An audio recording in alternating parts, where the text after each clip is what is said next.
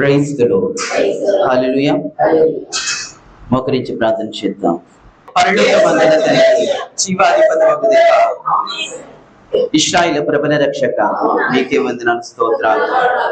మహాదేవ, జగత్ పునాది వేయబడక ముందే మమ్మల్ని అత్యధికంగా ప్రేమించి, ఇదిగో ప్రభువా, మా కొరకు ఈ రక్షణ బలియాగాన్ని జగత్ పునాది వేయబడక ముందే మా కొరకు రచించిన తండ్రి, సిద్ధపరిచిన తండ్రి, మీకే వందనాలు, స్తోత్రాలు. నేలమంటి రవ్వంతైన చేయబడక ముందే, భూమికి పునాదులు వేయబడక ముందే, వాటి ఆచూకీ లేక ముందే మమ్మల్ని రక్షించాలని ఈ రక్షణ బలియాగాన్ని, ప్రణాళికను మీరు రచించారు తండ్రి. మీరు మా మీద చూపిస్తున్న ఈ అనంతమైన, అద్భుతమైన, అనిర్వచనీయమైన ఈ మహా గొప్ప ప్రేమకు ప్రభువా, మీకు కృతజ్ఞతలు, స్తోత్రాలు చెల్లిస్తున్నాను.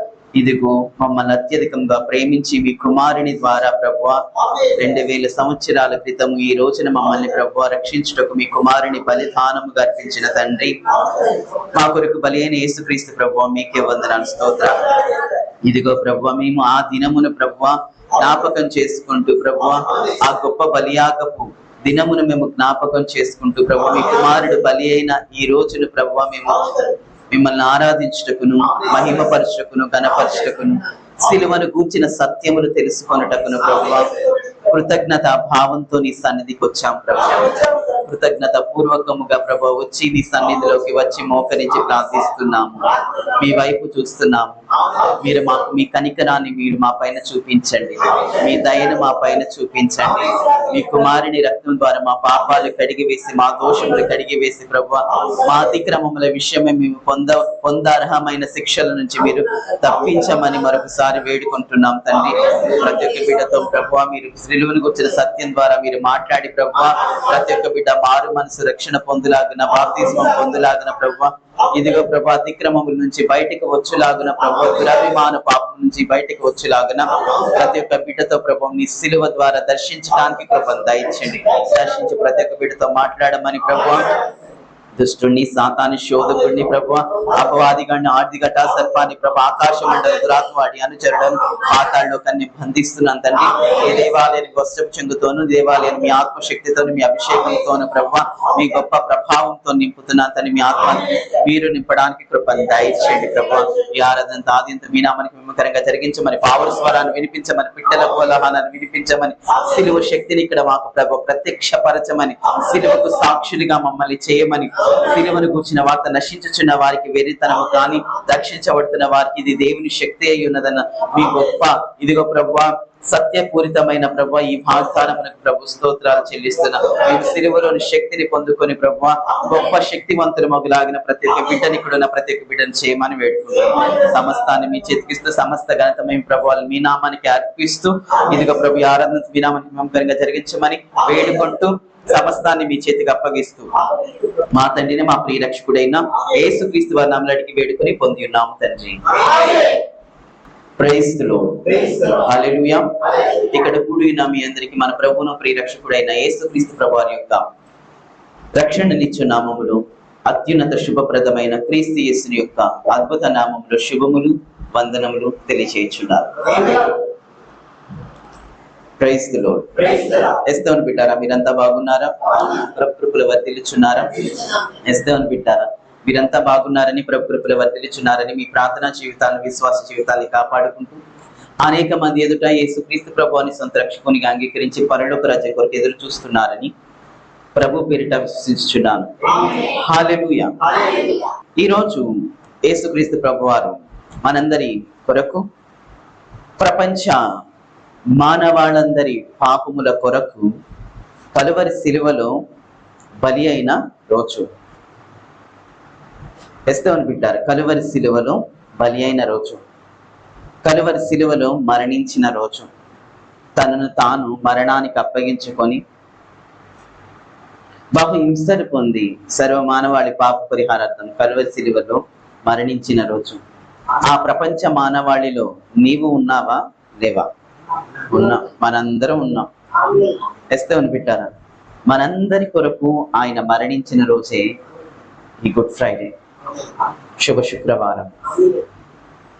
ఎస్తేవన్ బిడ్డలారా, ముందుగా మీ అందరికీ శుభ శుక్రవారపు శుభాకాంక్షలు.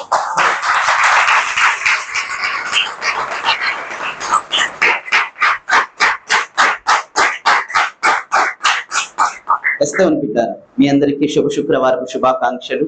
Happy good Friday. Thank you so much. ఎస్తేవన్ బిడ్డలారా, మరి సిలువను గురించిన సందేశాన్ని నేర్చుకోవడానికి వెళదామా? ఈ గొప్ప మహాదినమున మనము మౌనముగా ఉండుట మంచిది కాదు. ఎస్తేవన్ బిడ్డలారా, అలాగే ఈ మహా గొప్ప దినమున మన పనులు చేసుకున్నట కూడా మంచిది కాదు. ఈ మహా గొప్ప దినమున నిద్రించుట మంచిది కాదు. మనము నిద్రించుట మంచిది కాదు. ఈ మహా గొప్ప దినమున తినుచు త్రాగుచు సుఖించుచు ఉండడం మనకు మంచిది కాదు.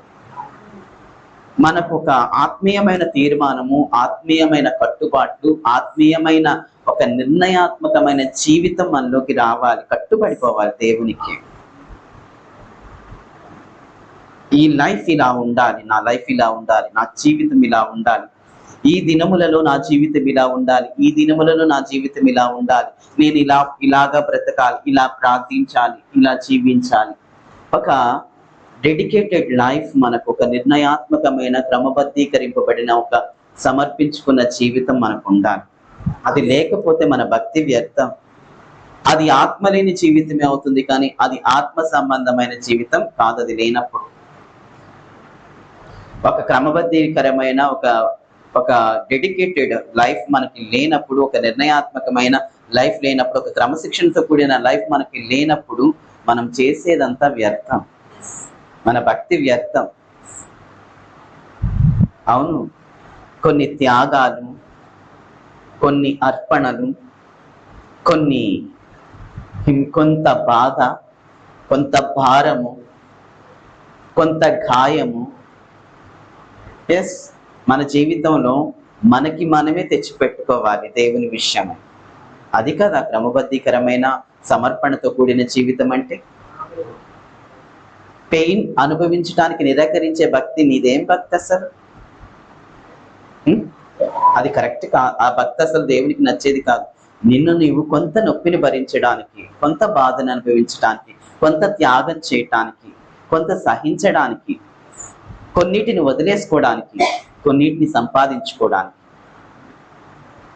ఒక నియమబద్ధమైన జీవితంలో మనం బ్రతకాలి. అది ఆత్మ ఆధీనంలోకి మనం వెళ్ళి చేయాలి. మన రోజులలో కొన్ని దినములలో మనకు ప్రత్యేకమైన దినములు, కొన్ని సహజమైన దినములు అనే లెక్క మనకు ఉండాలి కంపల్సరీ. అన్ని దినములు ఒకేలాగా బ్రతకడం చాలా లోకస్తుల కంటే ఘోరమైన విషయం. అది అందరిలాగే మనం బ్రతకూడదు. మనకంటూ ఒక ప్రణాళికాబద్ధమైన ఒక జీవితము మనకు ఉండాలి. కాబట్టి మీ అందరికి ఆ జీవితం యేసుక్రీస్తు నామములో వచ్చును గాక అని నేను మిమ్మల్ని ఆశీర్వదిస్తున్నాను. ఎస్తేవన్ బిడ్డలారా, యేసు రక్తానికి ఒకసారి చేయం పలకన్నాను. Thank you. ఆ రక్తము చాలా గొప్పది. యేసుక్రీస్తు ప్రభు రక్తము చాలా గొప్ప రక్తము, చాలా అద్భుతమైన రక్తం. ఆ రక్తాన్ని గురించి, ఆయన బలియాగాన్ని గురించి మాట్లాడులాగున, బోధించులాగున నాకిచ్చిన ఈ మహా గొప్ప అవకాశాన్ని బట్టి దేవునికి నేను సదా కృతజ్ఞుడను. అలాగే దేవునికి 2 స్తోత్రాలు చెల్లిస్తున్నాను. హల్లెలూయా. ఎస్తేవన్ బిడ్డలారా, దేవుని వాక్యాన్ని నేర్చుకోవడానికి వెళదాం. Are you ready? ఎస్తేవన్ బిడ్డలారా, అందరూ యోహాను గారి సువార్త 3వ అధ్యాయము 14వ వచనం నుండి 16వ వచనం వరకు చూడవలసిందిగా కోరుతున్నాను. ప్రతి ఒక్కరు యోహాను గారి సువార్త 3వ అధ్యాయము 14వ వచనం నుండి 16వ వచనం వరకు. అరణ్యములో మోషే సర్పమును ఎలాగు ఎత్తెనో అలాగే విశ్వసించు ప్రతివాడును నశింపక ఆయన ద్వారా నిత్య జీవము పొందునట్లు మనుష్య కుమారుడు ఎత్తబడవలెను. దేవుడు లోకమును ఎంతో ప్రేమించెను, కాగా ఆయన తన అద్వితీయ కుమారునిగా పుట్టిన వాని యందు విశ్వాసముంచు ప్రతివాడు నశింపక నిత్య జీవం పొందినట్లు ఆయనను అనుగ్రహించెను. అరణ్యములో మోషే సర్పమును ఎలాగూ ఎత్తెను, అలాగే విశ్వసించు ప్రతివాడు నశింపక ఆయన ద్వారా నిత్య జీవం పొందినట్లు మనుష్య కుమారుడు ఎత్తబడవలెను. దేవుడు లోకమును ఎంతో ప్రేమించెను, కాగా ఆయన తన అద్వితీయ కుమారునిగా పుట్టిన వాని యందు విశ్వాసముంచు ప్రతి వాడును నశింపక నిత్య జీవం పొందినట్లు ఆయనను అనుగ్రహించెను. ఆమేన్. ఎస్తవని బిడ్డలారా, మనం ఒక హిస్టారికల్ డేలో ఉన్నాం, చారిత్రాత్మకమైన దినములో ఉన్నామని. సర్వ మానవాళి పాప పరిహారార్థం దేవుని అద్వితీయ కుమారుడు, చరిత్ర పురుషుడు, త్వరలో సర్వలోక న్యాయాధిపతిగా రానయున్న యేసుక్రీస్తు ప్రభువారు ఈ చారిత్రాత్మక దినము రోజున నేరస్తుడిగా మానవ కోర్టులో నిలబడిన రోజే ఈ రోజు. ఎస్తవని బిడ్డలారా, సర్వమానవాళి పాపములను దోషములను పరిహరించడానికి ఆయన తనను తాను రిక్తునిగా చేసుకొని తనను తాను బలిగా అర్పించుకున్న రోజే ఈరోజు. సర్వమానవాళి అనంత కోటి పాపాలను పరిహరించడానికి ఆయన సంకల్పించుకున్న రోజే ఈరోజు. సంకల్పించుకొని బలి అవడానికి ముందుకొచ్చిన రోజే ఈరోజు. సర్వమానవాళి పాప పరిహారాలు పరిహరించబడిన రోజు ఈరోజు. ఇలాంటి మహా గొప్ప దినమున ఆయన ఆరాధించే వారముగా ఆయన దేవాలయంలోకి, ఆయన సన్నిధికి చేరుట నిజముగా గొప్ప కృపే, గొప్ప భాగ్యమే మనందరికీ. ఎస్తవని బిడ్డలారా, ఈరోజు ప్రత్యేకత మనందరికీ తెలుసు. ఈరోజు శుభ శుక్రవారం. ఏ శుక్రవారం? ఎస్తవని బిడ్డలారా, ఈరోజు యేసుక్రీస్తు ప్రభువారు విశ్వమానవాళి అనంత కోటి పాపాలకై నిర్దోషమైన గొర్రె పిల్లగా లోక పాపాలు మోసుకుపోయి గొల్గొతా శిఖరాన సిలువ వేయబడిన రోజే ఈరోజు. ఎస్తవని బిడ్డలారా, అలాగే కొన్ని గంటల ముందు ఆయన మానవ న్యాయపీఠం ముందు దోషిగా, ముద్దాయిగా నిలబడ్డారు. కొన్ని గంటల ముందే ఆయనను సిలువకు అంటగొట్టి 3 మేకుల మధ్య గొల్గొతా కొండ మీద ఆయనను వ్రేలాడదీశారు. కొన్ని గంటల ముందే ఆయనను గెస్తమనే తోటలో, ఎస్తవని బిడ్డలారా, చెమట రక్తముగా మారునంతగా వేదన పడి ప్రార్థించుచున్న ఆయనను రోమా సైనికులు చుట్టుముట్టి, ఆయన్ని బంధించడానికి రోమా సైనికులు చుట్టుముడితే ఆయన శిష్యులలో ఒకడు ఆయనకు ద్రోహం చేసి ముద్దు పెట్టి అప్పగిస్తే, ఆ ముద్దు పెట్టి అప్పగించిన వానిని చూసి నా చెలికాడా అని పిలిచిన, అప్పగించిన వారిని సైతము నా చెలికాడా అని పిలిచిన గొప్ప ఎస్తవని బిడ్డారా, గొప్ప దేవుని కుమారుని బలియాగము జరిగిన రోజు ఈ రోజు. అందుకే ఇది చారిత్రాత్మక దినం.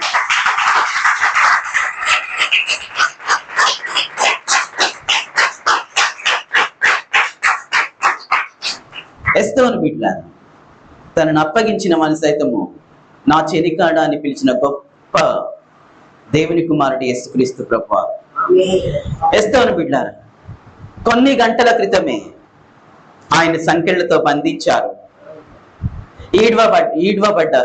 ఈడ్చారు ఆయన సంకెళ్లతో బంధించి, కాళ్ళు చేతులు సంకెళ్లతో బంధించి, రాత్రంతా ఆయనకు నిద్ర లేకుండా 6 చోట్ల, దాదాపు 6 చోట్ల ఆయనను విచారణ చేశారు. తీర్పుల కొరకు నిలవబెట్టారు. విచారణ పూర్తి కాకముందే శిక్షించటం ప్రారంభించారు, శిక్ష విధించటం ప్రారంభించారు.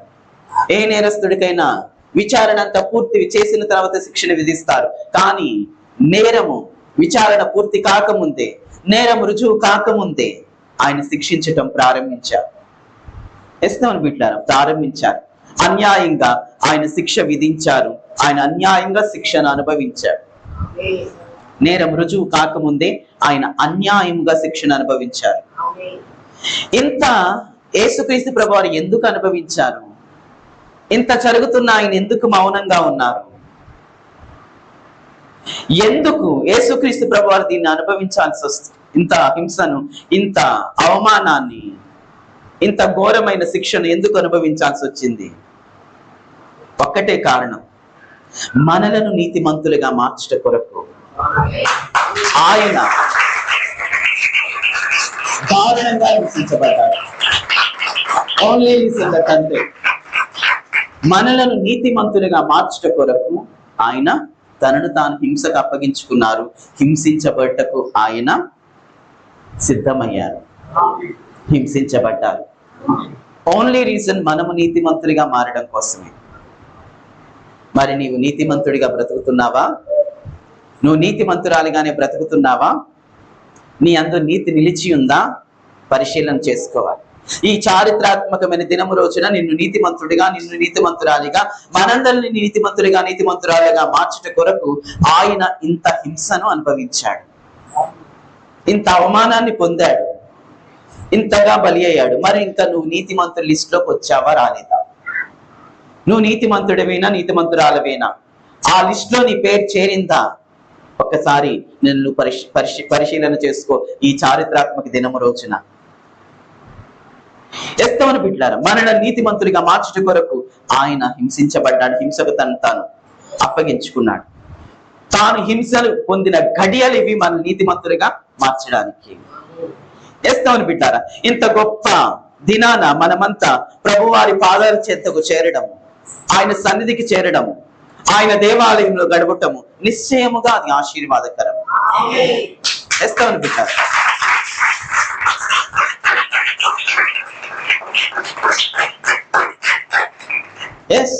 ఇంత మహా గొప్ప పర్వదినాన ఇంతగా మన కొరకు చేసిన బలియాగం చేసిన యేసుక్రీస్తు ప్రభువు బలియాగం చేసిన ఈ దినమున నిజముగా ఆయన సన్నిధిలో చేరి ఆయన ఆరాధించడము నిశ్చయముగా నిజముగా ఇది ఆశీర్వాదకరం. అందుకే అపోస్తలుడైన యోహాను గారు ఇలా అంటారు. ఈ యోహాను గారు యేసుక్రీస్తు ప్రభువుని రొమ్మున ఆనుకున్న శిష్యుడు. కడవరకు సిలువ దగ్గర సిలువతో ఉన్న శిష్యుడు. తుదకు యేసుక్రీస్తు ప్రభువారి బాధ్యతలు తీసుకున్న గొప్ప శిష్యుడు యోహాను గారు. యోహాను గారు ఎవరంటే, మొదటిగా ఇతడు ఉరుము కుమారుడు, తర్వాత యేసుక్రీస్తు ప్రభువారికి ప్రియమైన శిష్యుడు, ఆయన యేసుక్రీస్తు ప్రభువారి రొమ్మున ఆనుకున్న శిష్యుడు. అలాగే కడవరకు సిలువ వెంట యేసుక్రీస్తు ప్రభువారి సిలువ దగ్గర కడవరకు అన్ని స్థలాలలో ఉన్న శిష్యుడు. తుదకు ఆ సిలువలో యేసుక్రీస్తు ప్రభువారు ఇచ్చిన ఆయన బాధ్యతలన్నిటినీ నెరవేర్చిన శిష్యుడు యోహాను గారు.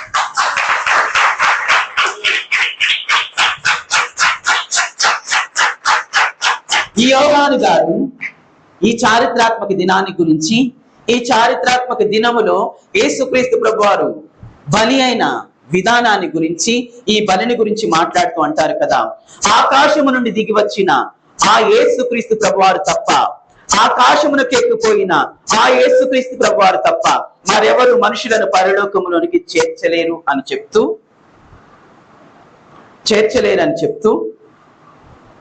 ఎందుకు చేర్చలేరు? ఆయన ఒక్కడే ఎందుకు మార్గము? ఎందుకు యేసుక్రీస్తు ప్రభువారే ఈ పని చేయగలరు? ఎందుకు యేసుక్రీస్తు ప్రభువారే ఈ పని చేశారు? అసలు యేసుక్రీస్తు ప్రభువారు ఎందుకు ఈ పని చేశారు అనే విషయాన్ని తెలియపరుస్తూ మనం చదువుకున్న లేఖన భాగంలో ఇలా ఉంది. శాపగ్రస్తమైన మానవ జీవితాలను రక్షించడానికి అరణ్యములో ఇత్తడి సర్పము ఎలాగూ ఎత్తబడినో అలాగే మనుష్య కుమారుడు కూడా ఎత్తబడవలెను అనే విషయాన్ని యోహాను గారు తెలియపరిచారు.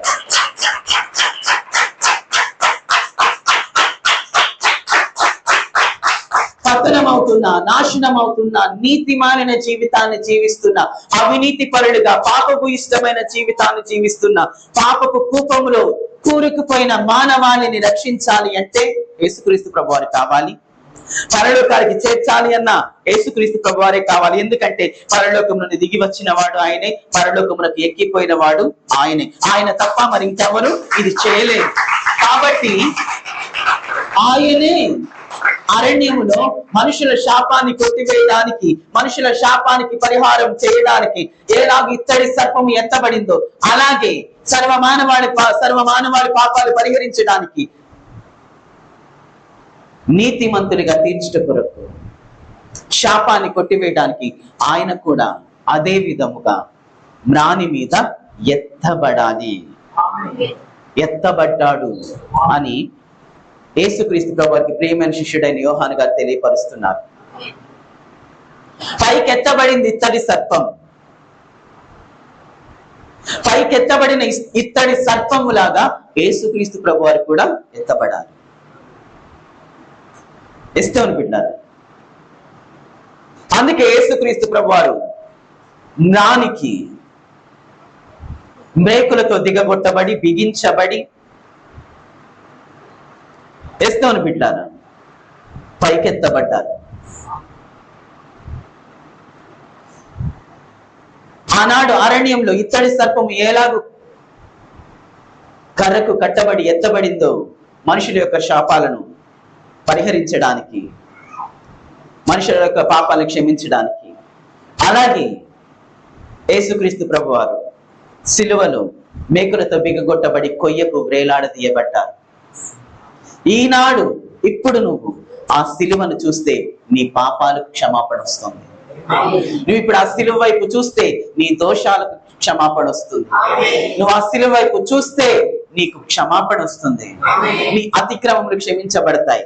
ఆ సిలువ వైపు చూస్తే నువ్వు నీతిమంతుడిగా తీర్చబడతావు. నువ్వు సిలువ వైపు చూస్తే సిలువ కొయ్య పైన వ్రేలాడదీయబడిన యేసుక్రీస్తు ప్రభువారిని చూస్తే నీకు విమోచన దొరుకుతుంది. దేవుని బిడ్డలారా, ఇదే యోహాను గారి ప్రకటన, యోహాను గారి సువార్త. యేసుక్రీస్తు ప్రభువారి శిష్యుడైన యేసుక్రీస్తు ప్రభువారి శిష్యుడైన యోహాను గారి సువార్త ఏంటంటే, నీ పాపము నుండి నువ్వు పడడానికి ఇప్పుడు నువ్వు ఏం చేయాలి అంటే, నీ కొరకు మ్రాని మీద వ్రేలాడబడిన యేసుక్రీస్తు ప్రభువారిని నువ్వు చూడాలి. చూస్తే నీ పాపాలు విమోచించబడతాయి. ఆనాడు మన పితరుల పాపాలు నిలబెట్టబడిన అరణ్యములో కర్రకు నిలబెట్టబడిన ఇత్తడి సర్పాన్ని చూస్తే ఎలా విమోచించబడ్డాయో, ఈ రోజు నీ పాపాలు కూడా ఇదిగో మ్రానికి వ్రేలాడదీయబడిన యేసుక్రీస్తు ప్రభువారిని చూస్తే నీ పాపాలు కూడా విమోచించబడతాయి అని ప్రకటిస్తున్నారు. ఎస్తమని పెట్టారు, ప్రకటిస్తున్నారు. అంత మాత్రమే ఆగకుండా యోహాను గారు ఇంకొక మాట అంటున్నాడు, దేవుడు లోకమును ఎంతో ప్రేమించారు. దేవుడు లోకమును ఎంతో ప్రేమిస్తున్నారు. అది తెలియచేయటానికి తన సొంత కుమారుని ఆయన బలి చేసేశాడు. ఈ మాట కూడా యోహాను గారే చెప్తున్నారు. ఏమని? దేవుడు లోకమును ఎంతో ప్రేమించాడు కాగా తన అద్వితీయ కుమారుని ఈ లోకానికి బలిగా ఆయన ఇచ్చేశాడు. దేవుని బిడ్డలారా, ఆ దేవుని కుమారుడైన యేసుక్రీస్తు ప్రభువు సిలువలో వేలాడి తన ప్రాణమును అర్పించి యేసుక్రీస్తు ప్రభువు లోకానికి తీర్పు తీర్చక క్షమాపణ అందించారు. ఎందుకంటే ఆయన లోకమునకు తీర్పు తీర్చుటకు రాలేదు, కానీ యేసుక్రీస్తు ప్రభువారు లోకమునకు తీర్పు తీర్చుటకు రాలేదు, కానీ తీర్పు తీర్చుట కొరకు పంపించబడలేదు. కానీ ఆ పైకెత్తబడిన అరణ్యములో ఆ పైకెత్తబడిన ఆ ఇత్తడి సర్పం వలె ఆయన కూడా పైకెత్తబడి సర్వమానవాడి పాపాలను పరిహరించడానికి, నీతిమంతులుగా చేయడానికి ఈ లోకానికి పంపించబడ్డారు. ఎందుకు రాలేదు? ఆయన తీర్పు తీర్చడానికి ఆయన రాలేదు. అరణ్యంలో ఇత్తడి సర్పం ఎలా ఎత్తబడిందో ఆయన కూడా ఎత్తబడి సర్వమానవాడికి శాప విమోచనగా నిలబెట్టబట్టానికి ఎస్తమని పెట్టారు. ఆయన పంపబడ్డారు, ఆయన ఈ లోకానికి వచ్చారు. ఎస్తమని పెట్టారు. సర్వమానవాడి రక్షించబడినట్లుగా, విమోచించబడినట్లుగా, ఆశీర్వాదం పొందినట్లుగా ఆయన పంపించబడ్డారు. తీర్పు తీర్చుట కొరకు ఆయన పంపించబడలేదు. యేసుక్రీస్తు ప్రభువారు తీర్పు తీర్చుటకు రాలేదు, విమోచించుటకును, రక్షించుటకును, అలాగే ఆశీర్వదించుటకును ఆయన ఈ లోకానికి పంపించబడ్డారు. ఇది కూడా యోహాను గారు తెలియపరుస్తున్నారు. ఎస్తోను బిడ్డ, ఒక్క మాటలో చెప్పాలంటే అరణ్యంలో ఇత్తడి సర్పము ఎలాగ ప్రజలను శాపం నుంచి విడిపించిందో, ఇదిగో సిలువలో వ్రేలాడి యేసుక్రీస్తు ప్రభువు, సిలువలో వ్రేలాడి యేసుక్రీస్తు ప్రభువు సమస్త మానవాళి శాపమును తీసివేయట కొరకు యేసుక్రీస్తు ప్రభువు ఎత్తబట్టానికి ఈ లోకానికి పంపించబడ్డారు. అంతేకాని ఆయన తీర్పు తీర్చడానికి పంపించబడలేదు. అదేంటి బ్రదర్? మరి ఇప్పుడు వాక్యంలో వాటన్నిటిలో యేసుక్రీస్తు ప్రభువారు కాదు, పరిశుద్ధాత్మ దేవుడు తీర్పు తీరుస్తున్నాడని గుర్తుంచుకోండి. యేసుక్రీస్తు ప్రభువారు భూమి మీద ఉన్నప్పుడు ఎవరికి తీర్పు తీర్చలేదు. యేసుక్రీస్తు ప్రభువారు ఎవరికి భూమి మీద తీర్పు తీర్చలేదు. ఎస్తవని బిడ్డలారా, ఇప్పుడు సిలువలో వేలాడుతున్న యేసుక్రీస్తు ప్రభువారిని చూచిన వారే శాప విముక్తిని పొందుతారు. ఏం పొందుతారు? అలాగే రక్షణను పొందుకుంటారు. ఇప్పుడు సిలువలో వేలాడుతున్న యేసుక్రీస్తు ప్రభువారిని చూసిన వారే పాప విముక్తిని, శాప విముక్తిని పొందుకుంటారు. రక్షణను వారు పొందుకుంటారు. అరణ్యంలో ఎత్తబడిన సర్పాన్ని చూచిన వారు ఎలాగూ బ్రతికారో, ఇప్పుడు సిలువలో వ్రేలాడదీయబడిన యేసుక్రీస్తు ప్రభువారిని చూసిన వారు కూడా అలాగే బ్రతుకుతారు. ఏంటి బ్రదర్ పద్దాక ఇత్తడి సర్పము అంటున్నారు, మాకు అర్థం కాలేదనే వాళ్ళు ఎవరైనా ఉన్నారా? ఇత్తడి సర్పాన్ని గురించి కొంచెం సేపు మాట్లాడుకుందాం. ఇత్తడి సర్పాన్ని గురించి మాట్లాడుకుందామా? ఇత్తడి సర్పాన్ని గురించి కొన్ని విషయాలు మాట్లాడుకుందాం. ఇత్తడి సర్ప సందర్భం ఏంటి? మన పితరులైన ఇశ్రాయేలీయులు ఐగుప్తు దేశంలో బానిసలుగా ఉన్నప్పుడు ఆ బానిసత్వపు చెరను, హింసను, బాధను, ఆ బానిసత్వ యొక్క బాధను తట్టుకోలేక దేవుని ఎదుట మూల్గినప్పుడు, ప్రార్థన కాదు, మూల్గినప్పుడు ఆ మూల్గుల శబ్దమునకు దేవుడు వారి యందు కనికరపడి వారిని ఐగుప్తు చెర నుంచి విడిపించడానికి సంకల్పించుకొని మోషే అనే గొప్ప నాయకుడను, మోషే గారిని గొప్ప నాయకుడను వారి కొరకు పంపించి ఐగుప్తుకు 10 తెగుళ్లతో శిక్ష విధించి సముద్రమును దాని గతి తప్పించి వారిని కటిక బానిసత్వం నుంచి విడిపించి వాగ్దాన దేశానికి నడిపిస్తున్నాడు. ఎస్తవని బిడ్డారా, వాగ్దాన దేశానికి నడిపిస్తున్నారు. ఎస్తవని బిడ్డారా, దూతయ్య వారి ముందు నడుస్తున్నారు. దేవుడే దూతయ్య ఎస్తవని బిడ్డారా వారి ముందు నడుస్తున్నారు. దాదాపు 30 లక్షల మంది ప్రజలు 40 సంవత్సరాల పాటు వాగ్దాన భూమికి నడిపించబడ్డారు. నిత్యము అద్భుతమైన భోజనం తిన్నారు. నిత్యము అద్భుతమైన శుద్ధ జలాన్ని వారు త్రాగారు. అద్భుతమైన శుద్ధ జలాన్ని వారు త్రాగారు. ఎండ తగలకుండా మేఘ స్తంభం క్రింద నడిచారు. దారి చూపడానికి అగ్ని స్తంభంగా ఆయన వారి ముందు నడిచారు. ఎండ తగలకుండా ఆయన మేఘ స్తంభంగా వారికి పైన ఉన్నారు. దారి చూపడానికి అగ్ని స్తంభంగా వారి ముందుగా ఆయన నడిచారు. దేవుడు వారిని అద్భుతంగా నడిపిస్తున్నారు అరణ్యములో వాగ్దాన దేశానికి, వారి దేశానికి, వాళ్ళ ఊరికి నడిపిస్తున్నాడు.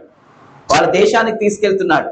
ఆయన దేశానికి తీసుకెళ్ళట్లా, వారి దేశమో ఆ దేశానికి తీసుకెళ్తున్నాడు. నాది కంచికిచర్ల, నేను విజయవాడలో ఉంటే కంచికిచర్ల తీసుకొస్తున్నాను నన్ను. వాళ్ళు హైదరాబాద్ తీసుకెళ్ళట్లేదు. అర్థమవుతుందా? తీసుకెళ్లే మార్గంలో ఆయన నాకు దూతగా ఉన్నాడు.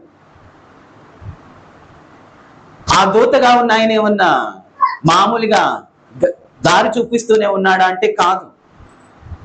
అద్భుతమైన భోజనాన్ని పెడుతున్నాడు, శుద్ధ జలాన్ని ఇస్తున్నాడు.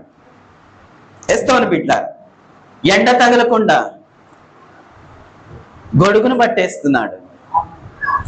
దారి చూపడానికి టార్చ్ చేస్తున్నాడు. ఎస్తవని బిడ్డ అద్భుతంగా నడిపిస్తున్నాడు.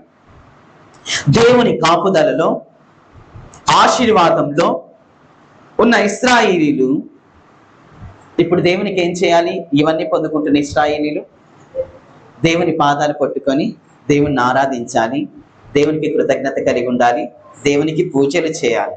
అవునా కదా? దేవునికి ఏం చేయాలి? పూజలు చేయాలి, భక్తి చేయాలి, ప్రార్థన చేయాలి, ఆరాధన చేయాలి. కానీ ఇశ్రాయేలు ఏం చేశారో తెలుసా? విరోధముగా పాపం చేశారు దేవునికి. ఇంత మంచి మంచివి ఇస్తున్న దేవుని ఎదుట దేవునికి వ్యతిరేకంగా ఇశ్రాయేలు జనాంగం పాపం చేశారు, దేవునికి విరోధంగా పాపం చేశారు, దేవునికి అవిధేయులయ్యారు,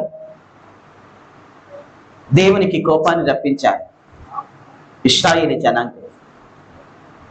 ఇవన్నీ పైనుంచి ఆహారాన్ని తింటూనే, బండ నుంచి నీళ్లు త్రాగుతూనే, విడిగా పూరేళ్లు తింటూనే, వాగ్దానం చేయబడిన సొంత దేశానికి వాళ్ళ సొంత ఊరికి వెళుతూనే, ఇంత మేలు పొందుతూ, ఇన్ని ఆశీర్వాదాలు పొంది, ఇంత మన్నా తిని, ఇన్ని పూరేళ్లు తిని, ఇంత బండలోని నీళ్లు తాగి వీరు దేవుని పాదాలకు దగ్గరకు సాగిలపడాల్సిన భక్తులు దేవునికి విధేయత కృతజ్ఞత చూపించకపోగా తిరుగుబాటు చేశారు, ఆయనకు ఎదురు తిరిగారు, శరీర సంబంధమైన ప్రవర్తనను కనపరిచారు, దేవుని ఎదుట భక్తిని కనపరచుకున్నారు.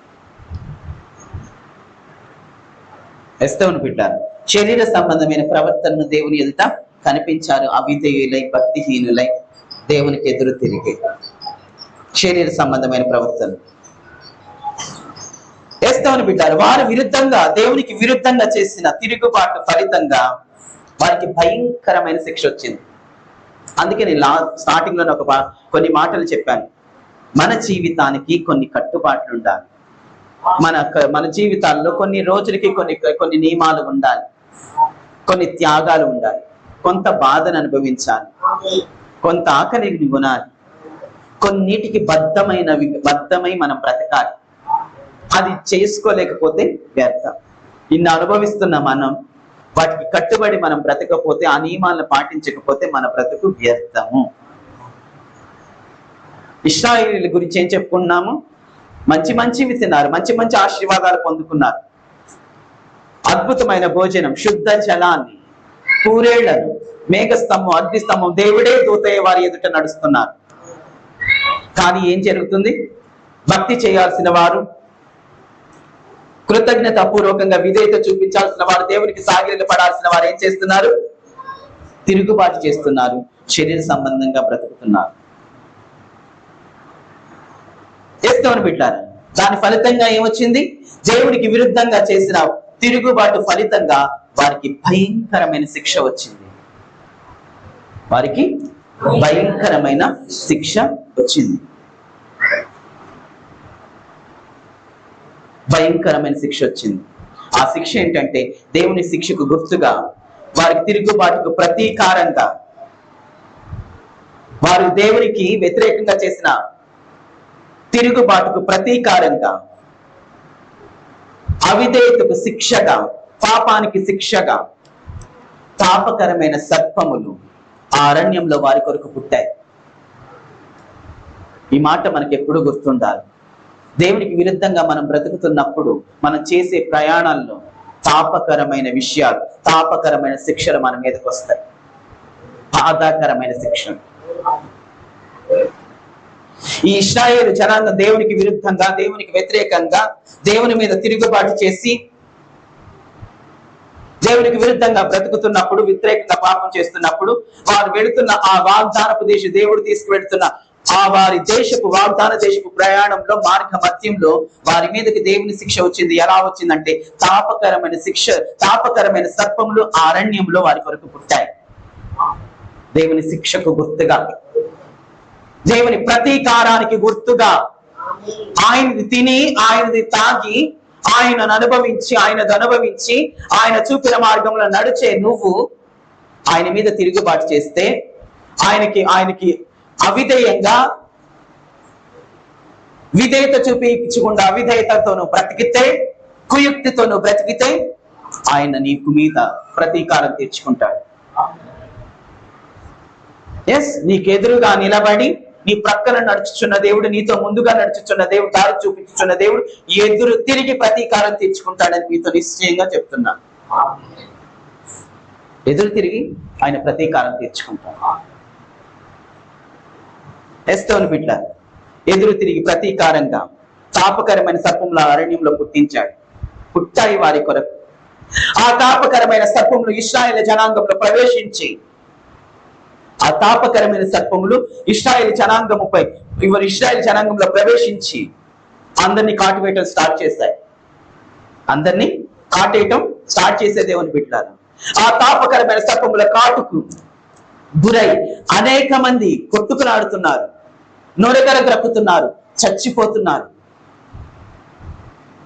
ఎస్తవని బిడ్డారు. దేవుడు ప్రతీకార చర్యను, శిక్షా చర్యను ప్రారంభిస్తే తాపకరమైన ఆయన కోపానికి, ఆయన ప్రతీకారానికి గుర్తుగా తాపకరమైన సర్పముల అరణ్యంలో పుట్టి దేవుణ్ణి అనుభవిస్తూ ఆయనకి విరుద్ధంగా బ్రతుకుతూ అవిధేయకరంగా తిరుగుబాటు చేస్తూ బ్రతుకుతున్న వారి మధ్య ప్రవేశించి దేవుని తరపున ప్రతీకారాన్ని తీర్చుకోవటం మొదలుపెట్టాయి.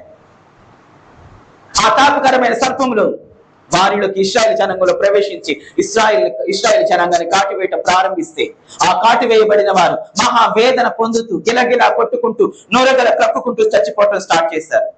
చచ్చిపోతున్నారు, గిలగిలా కొట్టుకుంటూ చచ్చిపోతున్నారు. ఈ మహావేదనకరమైన ఈ తాపకరమైన సర్పములు దేవుని ప్రతీకార చర్యను జరిగిస్తుంటే, ప్రజలందరూ చచ్చిపోతుంటే, గిలగిలా కొట్టుకుంటుంటే, విషం వల్ల నొరగల కక్కుతుంటే, ఆ దయనీయమైన, ఆ బాధాకరమైన, ఆ హింసాత్మకమైన ఆ క్రియను, ఆ సిచ్యువేషన్ చూసి నాయకుడైన మోషే గారు దేవునికి ప్రజలకి మధ్య నిలబడి, మృతులకు సజీవులకు మధ్య నిలబడి దేవునికి ప్రార్థన చేస్తున్నాడు. ఎస్, దైవజనుడైన మోషే గారు మృతులకు సజీవులకు మధ్య నిలబడి ప్రార్థన చేస్తున్నాడు. ప్రభువా, నీ ప్రజలు చేసింది తప్పే, వారిని అనుభవించి ఇలా ప్రవర్తించడం, తిరుగుబాటు చేయటం తప్పే. నీకు విధేయులుగా ఉండాల్సిన వారు నీపై తిరుగుబాటు చేయటం తప్పే. వారిని నువ్వు శిక్షించటం న్యాయమే, వారి మీద నువ్వు ప్రతీకారం తీర్చుకోవటం సబబే, నిజంగా సబబే. కానీ వారి నీ జనాంగం, నీ పేరు పెట్టబడిన ప్రజలు, వారి నీ జనాంగం, వారి నీ పేరు పెట్టబడిన ప్రజలు. నువ్వు కనికరించే దేవుడవు, నిత్యము శిక్షించే దేవుడవు కాదు, నిత్యము కోప్పడే దేవుడవు కాదు. నువ్వు కృప చూపే దేవుడవు, నువ్వు కనికరము గల తండ్రివి, నువ్వు కనికరము గల తండ్రివి. ప్రభువా, నా మీద దయించి నీ ప్రజలను రక్షించు. నీ కనికరమును బట్టి, నీ కృపను బట్టి, నీ దయను బట్టి ఒక్కసారి నీ ప్రజలను మీద కటాక్షించి, కరుణ చూపించి, క్షమించి నీ ప్రజలను రక్షించు ప్రభువా అని దైవజనుడైన మోషే గారు మృతులకు సజీవులకు మధ్య నిలబడి ప్రార్థన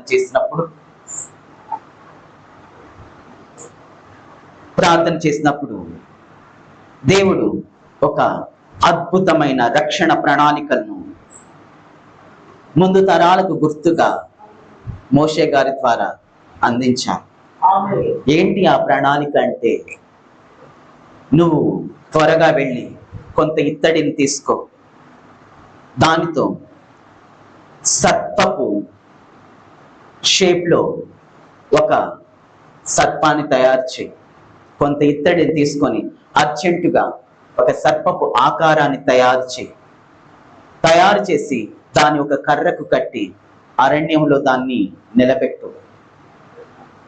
వెళ్ళి అరణ్యములో దాన్ని నిలబెట్టు. ఆ సర్పాన్ని ఎవరైతే ఈ తాపకరమైన సర్పముల కాటుకు గురి అయి బాధతో గిలగిలా కొట్టుకుంటూ, నొరగలు క్రక్కుకుంటూ చనిపోవడానికి సిద్ధమై కొన ఊపిరితో ఉన్నారో వారు ఆ సర్పం వైపు ఒక్కసారి చూస్తే చాలు, వారు బ్రతుకుతారు.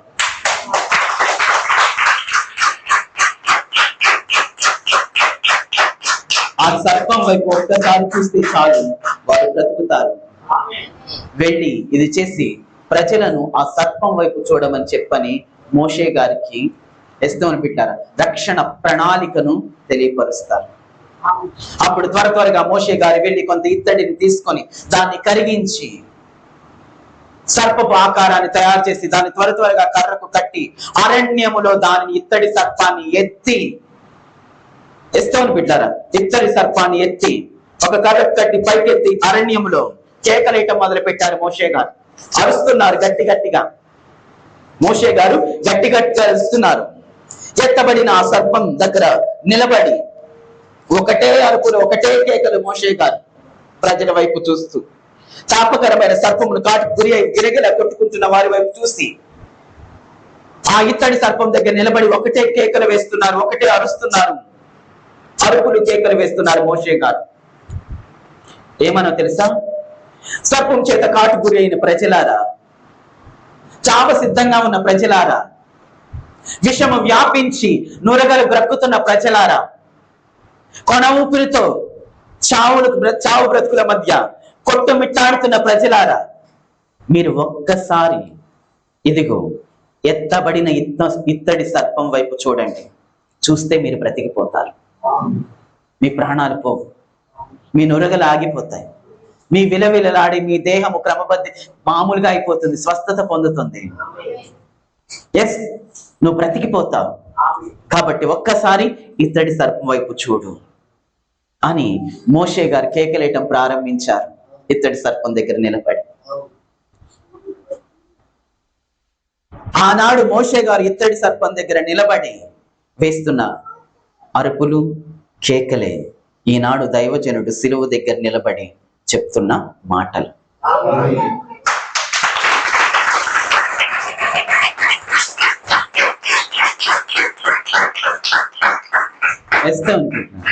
ఆనాడు అరణ్యంలో ఎత్తబడిన ఇత్తడి సర్పం దగ్గర మోషే గారు వేసిన కేకలు, అరిచిన అరుపులే ఈరోజు దైవ సేవకుడు సిలువను కూర్చుని సువార్త చెప్తూ వేస్తున్న కేకలు, అరుపులు, మాటలు.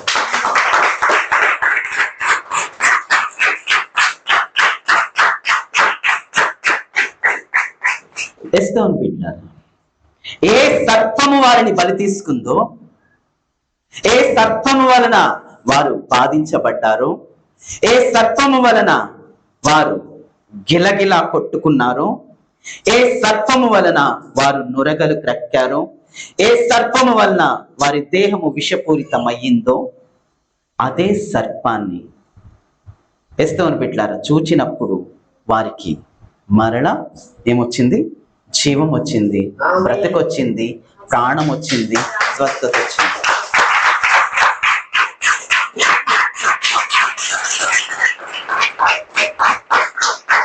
ఒక్క మాటలో చెప్పాలంటే, ఏ సర్పం వలన వారికి చావు వచ్చిందో ఆ సర్పాన్ని చూచినప్పుడు వాళ్ళకి బ్రతకొచ్చింది. ఎస్, ఆ సర్పాన్ని వారు చూచినప్పుడు వారు బ్రతికిపోయారు, వారికి బ్రతకొచ్చింది, వారికి ప్రాణం వచ్చింది. ఇలా ఎందుకు జరిగిందో తెలుసా? ఇలా ఎందుకు జరిగిందో తెలుసా? మనిషి శాపం ద్వారా బలైపోతున్నాడు. ఆనాడు వారి సర్పాల వలన బలి అయ్యారు. కానీ సర్వమానవాళి అనంతకోటి జనాంగం అనంతకోటి పాపాల వలన బలైపోతున్నారు. పాపపు కాటుకు గురి అయిన మనుష్యులు మరణించాల్సిన దుస్థితిలో ఉన్నారు. ఎస్, పాపపు కాటుకు బలైన గురి అయిన మనం ఎస్తోను బిడ్డలారా మరణించడానికి సిద్ధంగా ఉన్నాం. నరకానికి వెళ్ళడానికి సిద్ధంగా ఉన్నాం. ఇలాంటి పరిస్థితిలో పాపమే లేని మహిమగల దేవుడు, పాపమే లేని మహిమగల దేవుడు, పాపం మెరుగని మహిమగల దేవుడు, పాపము లేనివాడు అసలు పాపం అంటే ఆయనకు తెలియదు. పాపమే ఎరుగని మహిమగల దేవుడు మనుషులందరి కొరకు పాపంగా చేయబడ్డాడు. ఇత్తడి సర్పపు రూపాన్ని దాల్చినట్లుగా ఇశ్రాయేలు జనాంగాన్ని బ్రతికించడానికి, శాపము వలన మరణానికి నరకానికి వెళుతున్న మనలను రక్షించడానికి దేవుడు మహిమగల దేవుడు, పాపం ఎరుగని దేవుడు, పాపము లేని దేవుడు పాపంగా మారిపోయారు. పాపంగా మారిపోయారు దేవుని బిడ్డలారా, పాపంగా చేయబడ్డారు. విశ్వ మానవాళి అనంత కోటి పాపాలు తన మీద వేసుకొని, విశ్వ మానవాళి అనంత కోటి పాపాలు తన మీద వేసుకొని 10,000 మందిలో అతి సుందరుడు, అతి కాంక్షణీయుడు, అతి మనోహరుడు, సొగసైన, స్వరూపమైన లేనివాడుగా మారిపోయాడు. ఎస్, పాపం వల్ల నీకు ప్రమాదము, మరణము, హింస, నరకము ఉంది. కాబట్టి ఆయన నీ పాపాలన్నిటినీ, శాపాలన్నిటినీ ఆయన మీద వేసుకొని పాపభూయిష్టంగా ఆయన తయారయ్యి తన రూపాన్ని, తన ఆకారాన్ని, తన సొగసును, తన మనోహరమైన రూపాన్ని, ఆయన కాంక్షణీయమైన, ప్రజలు ఆయన వైపు చూడగా ఆకర్షితమయ్యే ఆయన రూపాన్ని పోగొట్టుకొని మనుషులు చూడలేనంత ఘోరముగా తయారయ్యాడు. ఎస్తవని బిడ్డారా, పామును చూస్తే, అప్పుడే కాటేసిన పామును చూస్తే మనం ఎట్లా అసహించుకుంటాం కదా? ఆ పాము మనల్ని కాటేసి వెళ్ళింది, లేకపోతే కాటి వేయని పామును చూసినా మనం ఎంత భయపడతాం, ఎంత అసహించుకొని చూస్తాం కదా? అవును కదా? కాటి వేయబడిన సర్పాన్ని చూడటానికి వారు చూస్తే బ్రతుకుతారంటే ఏమన్నా ఛాన్స్ ఉంటుందా? అసలు అవకాశం ఉంటుందా? కాటి వేసిన వాడు చచ్చిపోతున్నదాన్ని దాన్ని బొమ్మ చేసి ఆ బొమ్మను చూపిస్తే ఆ కాటేసిన పాము నన్ను స్వస్థపరుస్తుంది అంటే నమ్ముతాడా? కాటేసిన పాము తిరిగి వచ్చి విషాన్ని లాగేస్తుందా బయటికి, స్ట్రా వేసి జ్యూస్ లాగినట్లు? అది సినిమాల్లో జరుగుతుందేమో కానీ నిజ జీవితంలో జరగదు నాన్న. నిజ జీవితంలో జరగదు, స్ట్రా వేసి లాగదు. కానీ ఇది మనిషికి అసాధ్యమేమో, కానీ దేవునికి సమస్తము సాధ్యమే.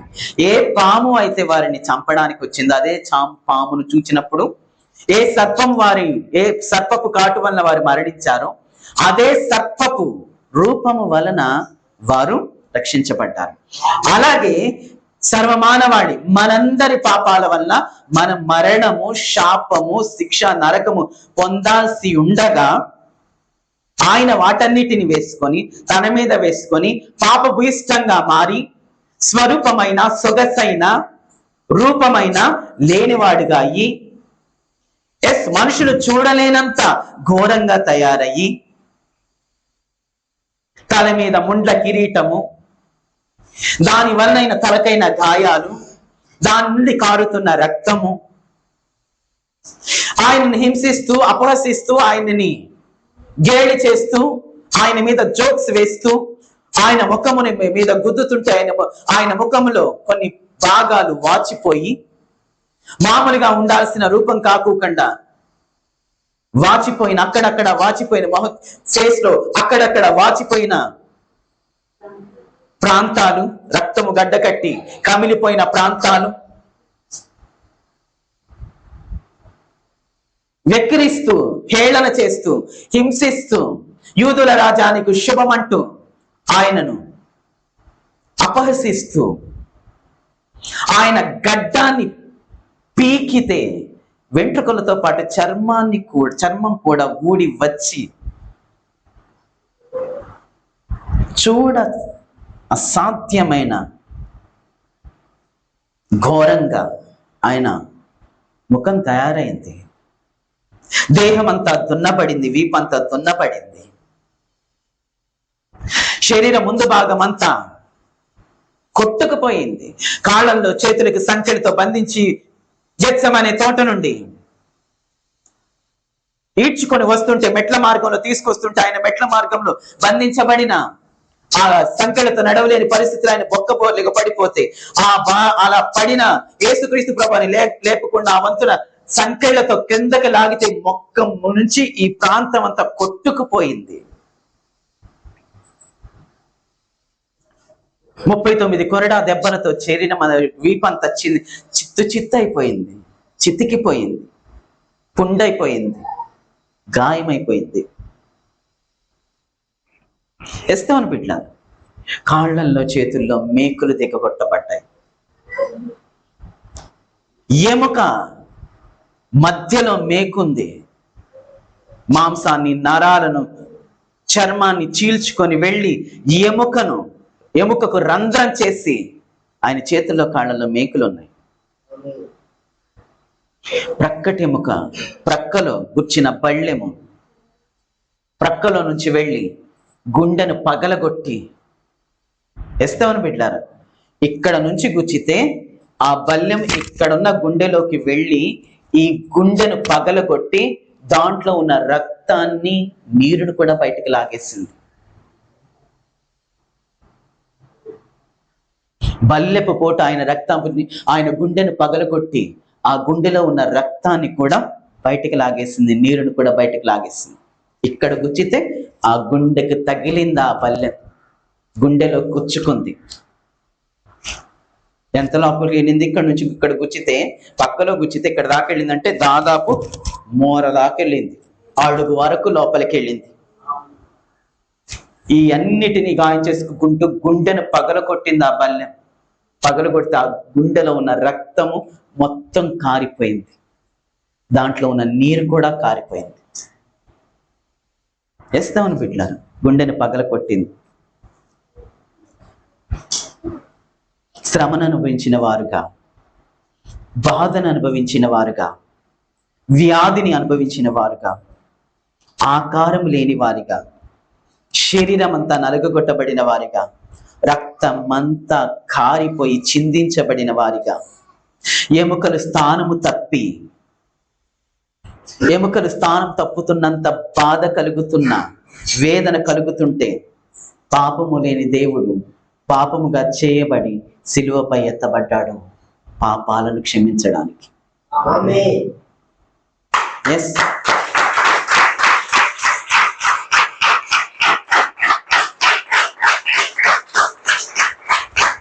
పాపము లేని దేవుడు పాపాలు క్షమించడానికి సిలువలో ఎత్తబడ్డాడు. నీ పాపాలు, నా పాపాలు, సర్వమానవాళి పాపాలు క్షమించడానికి సిలువలో ఎత్తబడ్డాడు. ఇంత హింసను పొంది, ఇంత గాయపరచబడి, ఇంతగా పాపభూయిష్టముగా ఆయన దేహాన్ని మార్చుకొని ఆయన సర్వమానవాళి పాప పరిహారార్థం ఆయన సిలువలో ఎత్తబడ్డారు. ఇప్పుడు మనుషులమైన మనం ఏం చేయాలి? మరి ఆయన ఎంత చేశాడు? అసలు ఎంత హింస అండి!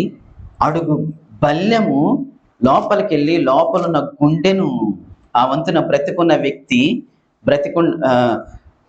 ఒక మనిషి దేహంలో ఈ వంతుని ఇలా గుచ్చితే ఈ దరి నుంచి ఇక్కడ గుచ్చబడింది, ఈ దరి నుంచి ఈ దరికి వెళ్ళి ఇక్కడ గుండెకు తాకి గుండెను పగల కొట్టిందంటే అసలు ఆ దేహం అసలు ఎట్లా చేయబడింది?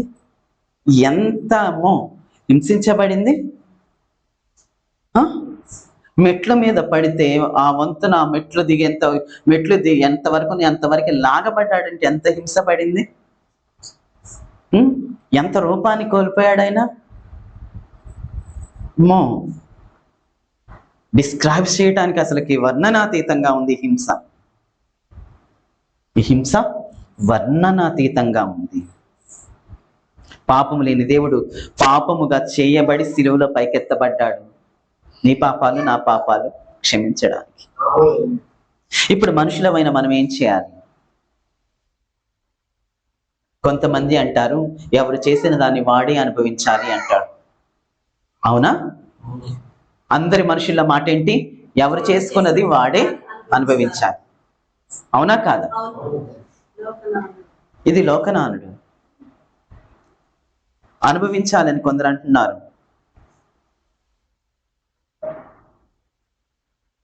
మనిషి ఏమన్నా మంచిగా ఉన్నాడా అంటే లేడు. ఈ మాటను పొందుకుంటున్న మనిషి మంచిగా ఉన్నాడా అంటే లేడు. పాపం కలిగి ఉన్నాడు, పాపం చేస్తూ ఉన్నాడు. అవునా కదా? పాపం కలిగి పాపం చేస్తూ ఉన్నాడు. పాపం మానలేని దుస్థితిలో ఉన్నాడు మనిషి. పాపమును మానలేని దుస్థితిలో ఉన్నాడు. ఈ దుస్థితిలో ఉన్న మనిషితో ఎవడు చేసుకున్నది ఆడే అనుభవించాలి అనే మాట ఎదుర్కొంటున్నాడు. అవును, పాపములో ఉండి పాపమును చేయకుండా ఉండలేని, పాపమును మానకుండా ఉండలేని దుస్థితిలో ఉన్న మనిషిని వస్తున్న మనిషికి ఎదురుస్తున్న మాట ఏంటి అంటే ఎవడు చేసింది వాడే అనుభవించాలి. నువ్వు చేసింది నువ్వే అనుభవించాలి. ఎవరు చేసిన దానికి ఎవరు బాధ్యులు కాదు. ఎవరు చేసిన దానికి వారే బాధ్యులు. ఇది పాపమును మానలేని, పాపమును జయించలేని స్థితిలో ఉన్న మనిషికి ఎదురవుతున్న మాటలు ఇవి. ఇలాంటి ఘోర స్థితిలో ఉన్న మనిషిని, గోల పెట్టేడుస్తున్న మనిషిని, అయ్యో నేను మానలేకపోతున్నాను, మానలేకపోతున్నాను, అసలు జయించలేకపోతున్నాను, జయించడానికి నా శక్తి సరిపోవటం లేదు, ఇది జయించడం అసలు ఇంపాసిబుల్, అసలు అసాధ్యం అని అనుకుంటున్న మనిషిని, అసలు ఈ అసాధ్యమైన దాని నుంచి అసలు నన్ను ఎవరు విడిపించగలరు, ఏం చేస్తే నేను విడుదల పొందుతాను, ఏం చేస్తే నా పాపాలు పరిహరించబడతాయి, అసలు నన్ను ఎవరు విడిపించేవారు లేరా, నన్ను తప్పించేవారు ఎవరు లేరా అంటూ మనిషి అల్లాడిపోతూ గిలగిల కొట్టుకుంటుంటే, పాము కాటుకు కాదు పాపపు కాటుకు గిలగిలా కొట్టుకుంటుంటే, ఆ పాపపు కాటుకు నొరగలు క్రక్కుతుంటే, ఆ పాపపు కాటుకు గురి అయి మనిషి గిలగిలా కొట్టుకుంటూ నొరగలు క్రక్కుతూ చావ సిద్ధంగా ఉంటే, చచ్చిపోతుంటే, ఎస్తోని బిడ్డలారా, అంత్యదశలో ఉంటే, చావ సిద్ధంగా అంత్యదశలో చివరి క్షణాలలో ఊపిరి కలిగి ఉంటే, హఠాత్తుగా ఒక కేక వినిపిస్తుంది. ఎస్తోని బిడ్డలారా, సడన్ గా ఒక కేక వినిపిస్తుంది. ఆ కేక్ ఏంటో తెలుసా? ఆ కేక్ ఏంటో తెలుసా? నువ్వు చావాల్సిన అవసరం లేదు. నువ్వు చావాల్సిన అవసరం లేదు.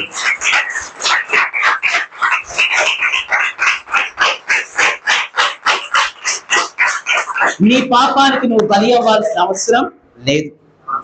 నువ్వు చావాల్సిన అవసరం లేదు. నువ్వు పాపానికి నువ్వు బలి అవ్వాల్సిన అవసరం లేదు. నీ పాపమునకు శిక్ష నువ్వే భరించాల్సిన అవసరం లేదు. నీ పాపానికి నువ్వే శిక్ష భరించాల్సిన అవసరం లేదు. ఎస్తోని బిడ్డలారా, ఎందుకని అవసరం లేదు? నేరాన్ని చేస్తుంది నేను, నేనే కదా శిక్ష అనుభవించాలి. ఎందుకు లేదు? అవసరం ఎందుకు లేదు? నేను చేసిన నేరానికి నేనెందుకు శిక్ష అనుభవించకుండా అసలుకి ఎలా తప్పించబడతాను? నేనెందుకు అసలు అనుభవించుకోకుండా నేను ఎలా తప్పించుకోగలను అని మనిషి ఆశ్చర్యంగా వింతగా చూస్తుంటే, దేవుడు అంటున్నాడు కదా పరిశుద్ధ గ్రంథంలో, ఏమంటున్నాడో తెలుసా?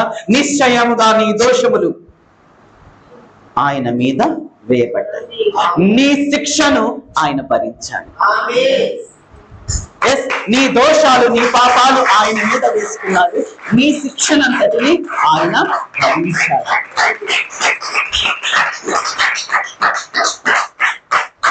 భరించి నీ మీదకి శిక్షణ రాకుండా ఆయన చేస్తున్నాడు. నీ మీదకి రక్షణ రాకుండా ఆయన చేస్తాడు. ఎస్తోని బిడ్డారా, పరిశుద్ధ గ్రంథంలో దేవుడు చెప్తున్న దేవుడు, అయ్యో నాకు దిక్కెవరు, నన్ను తప్పించేదెవరు, నన్ను విడిపించేదెవరు, దీని నుంచి నేను తప్పించుకోలేనా, నాకెవరు సహాయం చేయరా, ఎవరు విడిపించరా, ఎవరు లేరా నన్ను విడిపించడానికి అని గోల పెడుతూ నొరగల కక్కుతూ పాపకు కాటుకు బలి గిలగిలా కొట్టుకుంటూ ఆఖరి నిమిషపు ఊపిరి కలిగిన మనిషి విలవిల్లాడుతుంటే వారితో చెప్తున్న మాట, ఏం కాదు,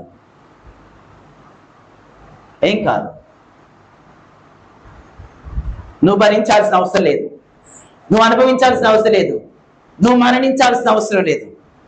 ఎందుకంటే నిశ్చయముగా నీ దోషములను శిక్షలను ఆయన భరించాడు, ఆయన అనుభవించాడు.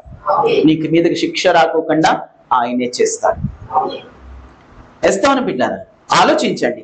నీ కర్మను నువ్వు అనుభవించు, నువ్వు చేసిన దాన్ని నువ్వే ప్రతిఫలాన్ని పొందు అని చెప్పడానికి దేవుడు ఎందుకండి? ఎందుకు దేవుడు? అవసరం లేదు కదా. ఆ మాట చెప్పడానికి ఒక అవతారం ఎత్తడం అవసరమా? నువ్వు చేసిన దాని క్రియాఫలాన్ని నువ్వే పొందుకుంటావు అని చెప్పడానికి ఒక అవతారం ఎత్తడం అవసరమా? ఒక అవతారం అవసరమా? అది ఎవరైనా చెప్పొచ్చే, నేను చెప్పొచ్చు, నువ్వు చెప్పొచ్చు ఆ మాట.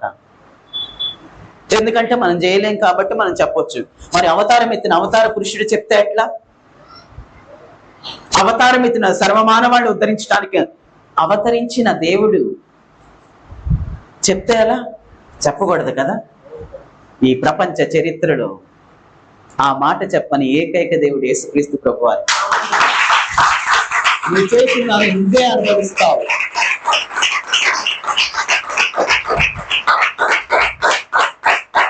అని చెప్పని దేవుడు, నీ పాపాలు నీ శాపాలు నేను కొట్టివేశాను, నేను భరించాను, ఇప్పుడు నువ్వు చేయాల్సిన, నువ్వు నా దగ్గరకు వస్తే చాలు, నా వైపు చూస్తే చాలు, నా మార్గంలో నడిస్తే చాలు అని చెప్పిన ఏకైక దేవుని కుమారుడు, దేవుడు, సర్వలోక న్యాయాధిపతి యేసుక్రీస్తు ప్రభువారు ఒక్కరే. ఒక్కరే యేసుక్రీస్తు ప్రభువారు ఒక్కరే. ఎస్, నీది నువ్వు అనుభవించు అనడానికి దేవుడు అవసరం లేదు, రావాల్సిన అవసరం లేదు. దేవుడు ఎందుకు కావాలి? నీ మీదకి వస్తున్న శాపాన్ని ఆపడానికి కావాలి, మీకు తగలబోతున్న రాయిని ఆపడానికి కావాలి, నెత్తి మీదకి వస్తున్న శాపాల కుప్పను, శాపాల రాసులను పడద్రోయటానికి ఆయన నీకు కావాలి. ఎస్, ఆయన కావాలి, ఆపడానికి కావాలి. మరణాన్ని విరవడానికి ఆయన కావాలి. దేవుడు అందుకే కావాలి. మరణమును విరవగలిగిన వాడే దేవుడు అంటే. మరణమును విరవగలిగిన వారు దేవుడు అంటే. ఎంతమంది మరణాన్ని విరిచేస్తాడు ఆయన ఇక్కడ? అని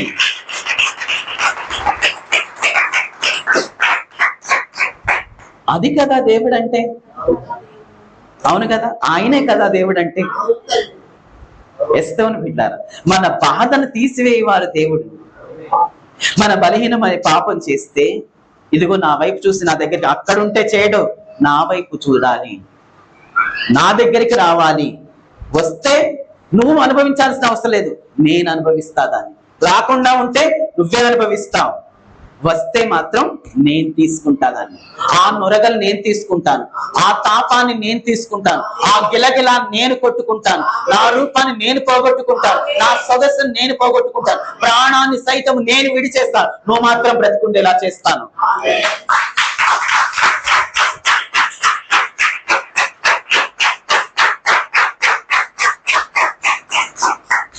ఎస్ మై డియర్, ఇంత గొప్ప దేవుడు ఇంకెవరికీ లేరండి, మనం మాత్రమే కలిగి ఉన్నాం.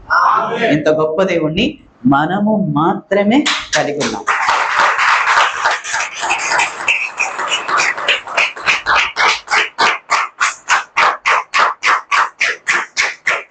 అందరూ వెళ్ళి నాకు ఇది ఉంది అంటే ఇది నువ్వు అనుభవించాలి అని చెప్పేవారే, కానీ నీకోసం నేను ప్రాయశ్చితం చేశాను, నువ్వు నా వైపు చూస్తే చాలు అని చెప్పేవారు ఎవరు లేరు.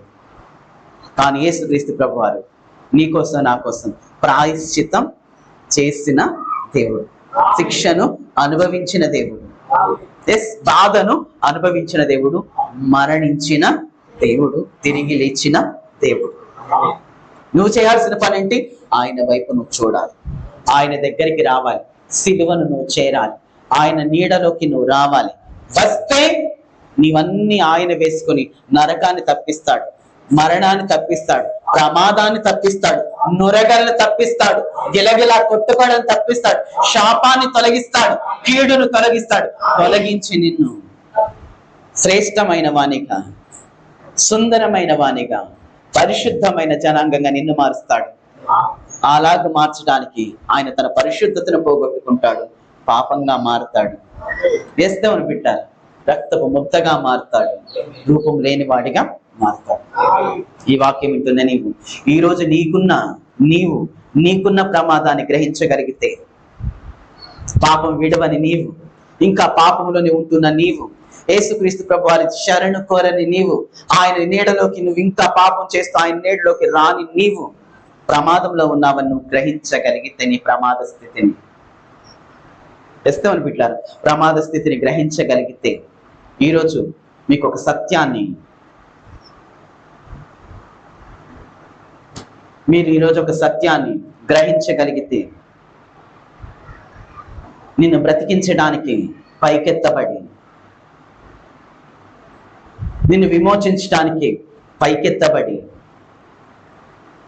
ఇత్తడి సర్పము వలె పైకెత్తబడిన పాపము లేని పరిశుద్ధుడు, పాపముగా చేయబడి పైకెత్తబడిన, సిలువలో వ్రేలాడుతూ నీ వైపు ప్రేమగా చూచుచున్నా, వ్రేలాడుతూ చివరి రక్తపు బొట్టు వరకు నీ కొరకు కాచినటువంటి యేసుక్రీస్తు ప్రభువారి వైపు చూస్తే నీకు గొప్ప రక్షణ కలుగుతుందని మీకు తెలియజేస్తున్నాను.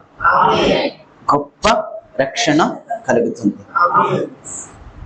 ఆయన వైపు చూస్తే నీకు గొప్ప రక్షణ కలుగుతుంది. నువ్వు చేయాల్సింది ఏం లేదు.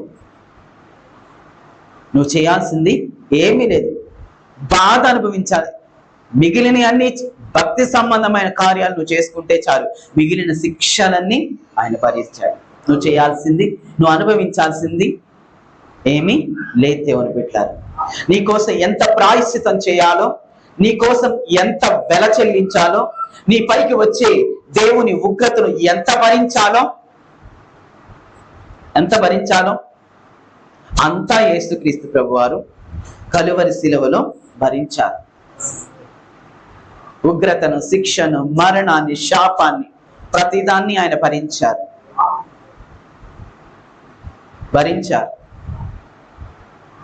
నీకు ధైర్యం కలుగునట్లుగా శిలువలో ఆయన పలుకుతున్న మాట సమాప్తమైనది. It's finish.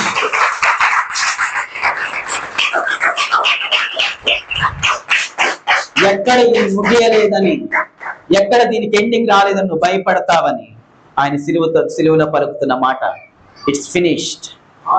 సమాప్తమైనది తండ్రి, నా ఆత్మని నీకు అప్పగించుకొనుచున్నాను.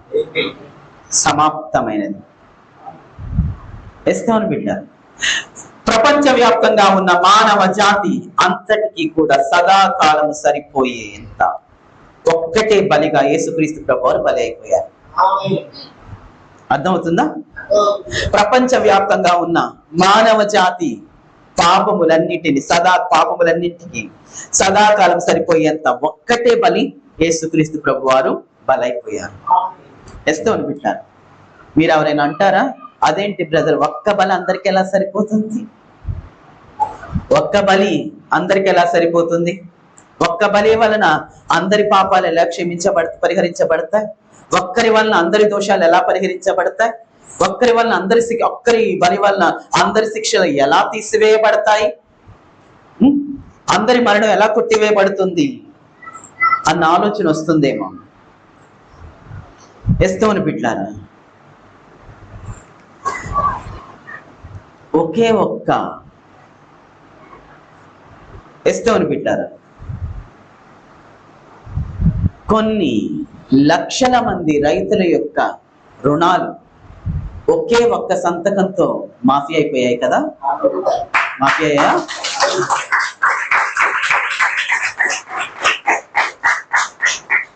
లక్షల మంది రైతుల యొక్క రుణాలు ఒకే ఒక్క సంతకంతో మాఫీ అయిన మాట నిజమే అయితే విశ్వమానవాళి అనంత కోటి పాపాలు శిలువ బలియాగం ద్వారా మాఫీ అయిపోయాయని చెప్పడం కూడా అంతే నిజం. ఎలా అబద్ధమవుతుంది?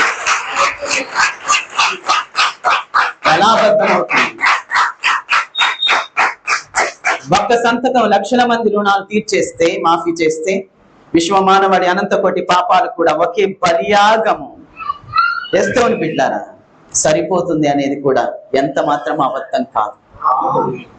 100% సత్యం. కానీ చాలా మంది అంటున్నారు, పాపాలు నిజమైతే మనిషి మీదకి, పాపాలు నిజమే అయితే, శాపాలు నిజమైతే మనిషి మీదకి దేవుని ఉగ్రత రావడమే నిజమైతే, ఎవరు చనిపోతే వీడి పాపాలు ఎలాగ పోతుంది? ఇది నాన్ సెన్స్ అనేవాళ్ళు చాలా మంది ఉన్నారు.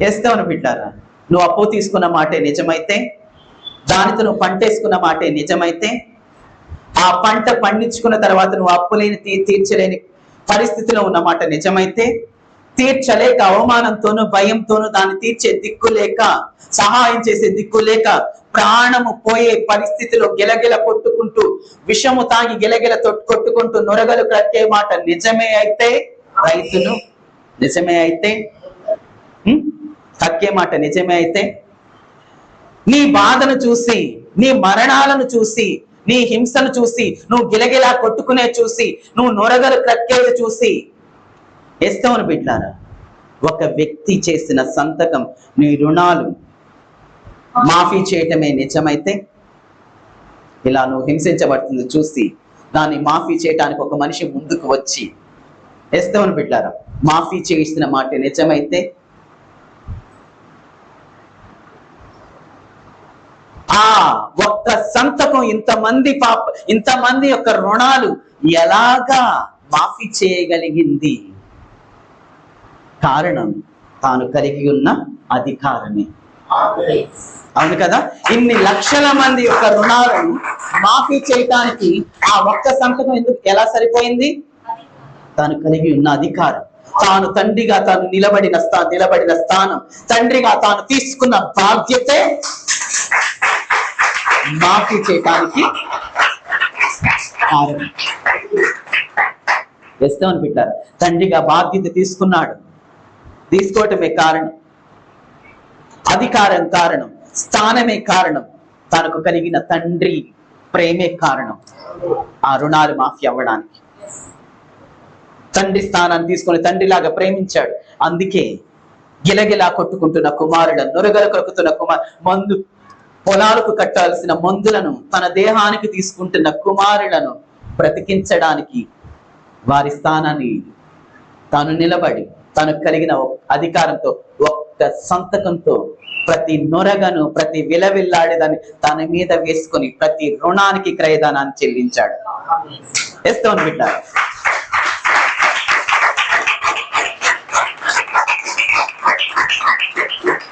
అలాగే ఈ ప్రపంచాన్ని పోషిస్తున్న దేవుడు మనిషి పాపపు రుణాలను చెల్లించుటకు కలువరి శిలువ మీద తన ఆఖరి రక్తపు బొట్టును వరకు కార్చి పాప విమోచన క్రయధనముగా బలైపోయారు.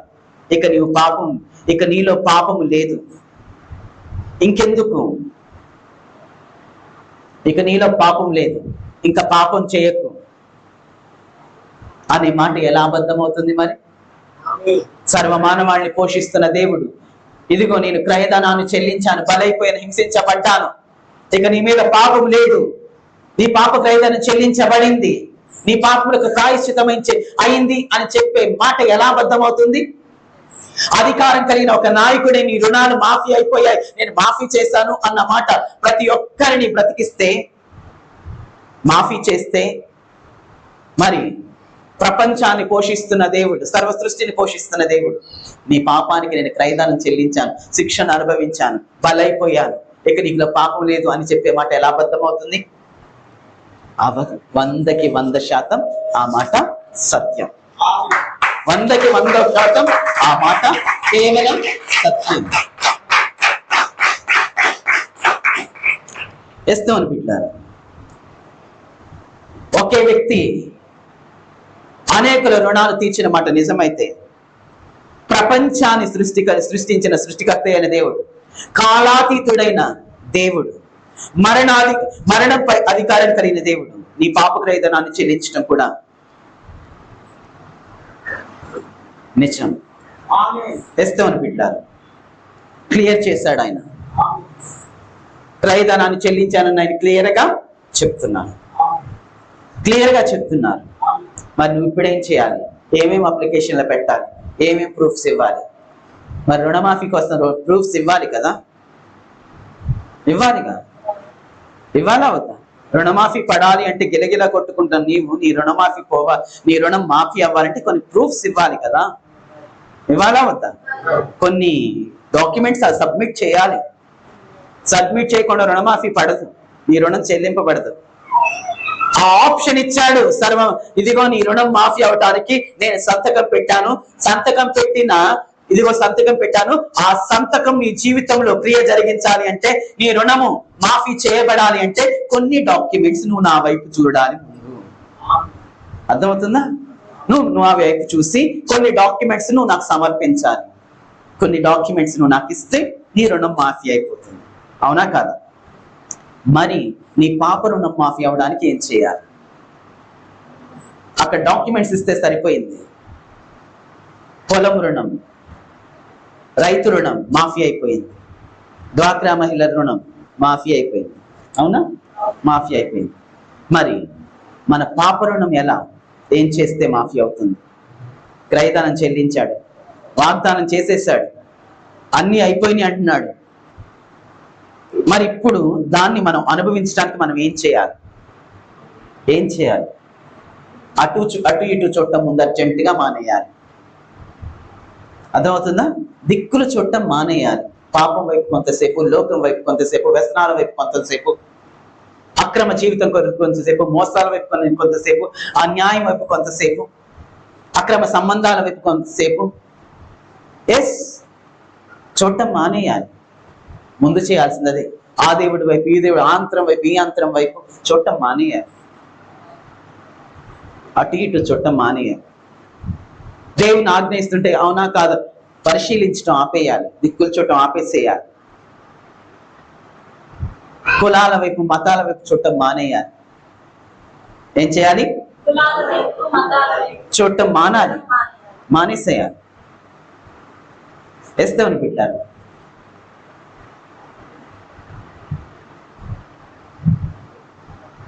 లోకం వైపు, పాపం వైపు చూడటం మానేయాలి. వ్యసనాల వైపు చూడటం మానేయాలి. అటు ఇటు చూడటం మానేయాలి. అలాగే కులాల వైపు, మతాల వైపు చూడటం మానేయాలి. వ్యసనాల వైపు, పాపాల వైపు చూడటం మానేయాలి. మరి ఏం చూడాలి? వాళ్ళని వీళ్ళని వైపు చూడకూడదు అంటున్నారు. అటు ఇటు మరి దేన్ని చూడాలి? దేని వైపు చూడాలి? నీ కొరకు పైకెత్తబడిన, అరణ్యంలో ఇత్తడి సర్పం వలె నీ కొరకు పైకెత్తబడిన యేసుక్రీస్తు ప్రభు వారి వైపే చూడాలి.